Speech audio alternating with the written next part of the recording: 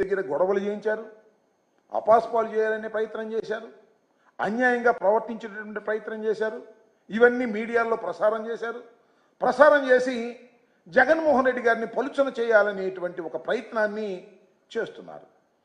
మీరు చూసే ఉంటారు జగన్మోహన్ రెడ్డి గారి ఈ ఓటమి పాలైన తర్వాత ఇప్పుడు ప్రజెంట్ స్పీకర్ గారి దగ్గర ఒక ఆయన మాట్లాడుతూ ఉన్నాడు, జగన్మోహన్ రెడ్డి గారు ఓడిపోయాడు కానీ చచ్చిపోలేదు, చచ్చిపోతే తప్ప ఈ పార్టీ ఆ పార్టీ నాశనం కాదు అనేటువంటి మాట మాట్లాడిన తర్వాత మళ్ళా మీరు సెక్యూరిటీని తగ్గించేటటువంటి ప్రయత్నం చేస్తున్న తర్వాత ఆయన భద్రతను గాలికి వదిలేసి ఏదో ఒక విధంగా ఆయనకి ప్రమాదంలోకి నెట్టివేయాలనేటువంటి ప్రయత్నం మీరు చేస్తున్నట్టుగా చాలా స్పష్టంగా అర్థమవుతున్నటువంటి అంశమని ఈ సందర్భంగా నేను చెప్పదలుచుకున్నాను.